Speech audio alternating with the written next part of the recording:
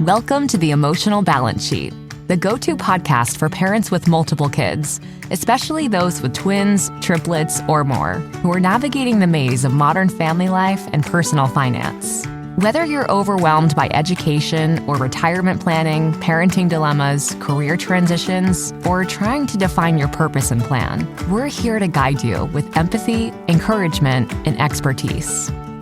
Hosted by Paul Fenner, founder of Tama Capital, a certified financial planner and parent to 4 kids, including a set of triplets. Our podcast is your ally in the quest for financial peace of mind, proving that money matters, but family comes first. Subscribe now and join our community of empowered parents at tamacapital.com. This podcast is for informational purposes only and should not be relied upon for investment decisions. Clients of Tama may retain positions in the securities discussed in this podcast. What does comprehensive financial planning even mean? At Tama Capital, it means a family office where lifestyle planning such as retirement, college, portfolio management, and tax prep and planning are all under one umbrella. But it goes beyond numbers. We focus as much on the emotional side of financial planning as we do on the financial side. We get you. We understand your challenges of building a family, business or career, and a healthy life. We are devoted to wealth planning for families like yours because we are you. Learn how our family can help your family by visiting tamacapital.com. Hi, and welcome back. Today I want to talk about just waiting in 2 terms. The first term I want to talk about is just waiting financially. And what do I mean by just waiting? You often hear that phrase, just wait for the recession. Well, I look back to 2022, and I think we waited a whole year for the recession. The stock market, I think, whatever index you want to look at, was down close to or over 20%. Some companies were cut in half. Some companies even dropped further than that. But you know what? That recession never happened. And it caused people to have a lot of worry going into 2023. And what happened? The market ripped higher. Today, just wait for the tariffs. The tariffs are going to tank the economy.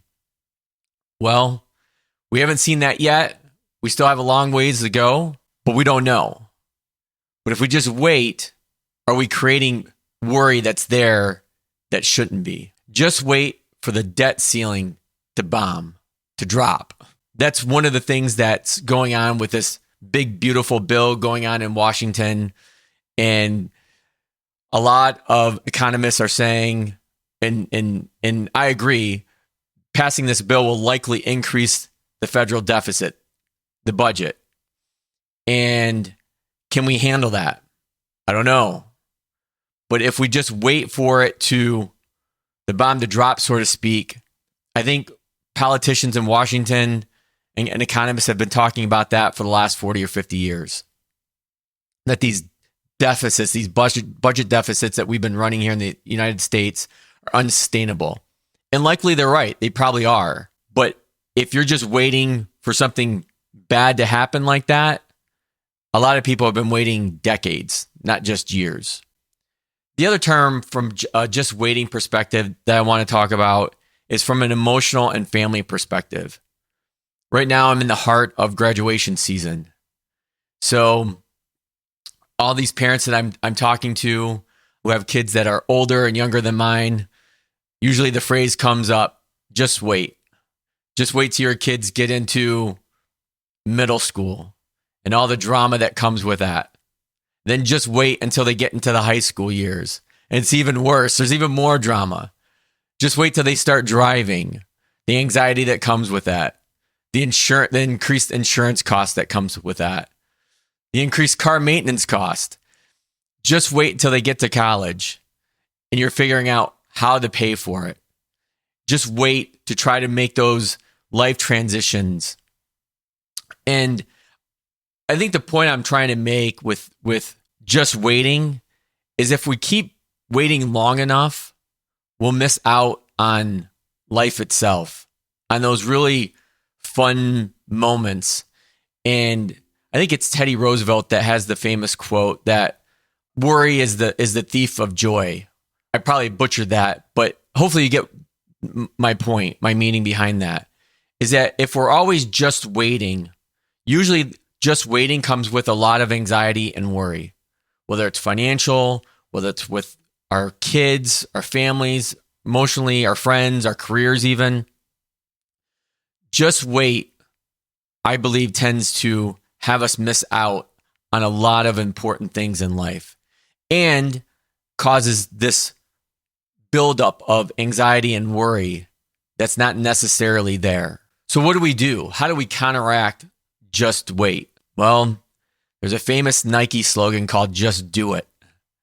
And maybe if we focused on that rather than just waiting for the potentially next bad thing to happen and go out and continue to live our lives, make our investments, whether it's financially and our kids and our relationships and our family and our friends, we'd probably be a lot further ahead because one day we'll look back and realize that we were living already in the good old days. And by looking forward or by looking backwards, I should say, and I've said this before, is how we measure how far we've come. And we always want to be looking forward, but then that horizon never changes. You're always chasing something. But by looking behind and seeing where you started from, you can see how much progress you've made. And I bet you would find, I know personally speaking, I would find that by just doing it versus by just waiting, I lived a whole lot better life. Now that you've made it to the end of another great conversation, are you looking for more? If so, head over to tamacapital.com where you will find all of our conversations. Use the search feature to find the topic or guest you would love to learn more about. Also, don't forget to make someone else's day by sharing our show. Thank you so much, and we'll see you next time.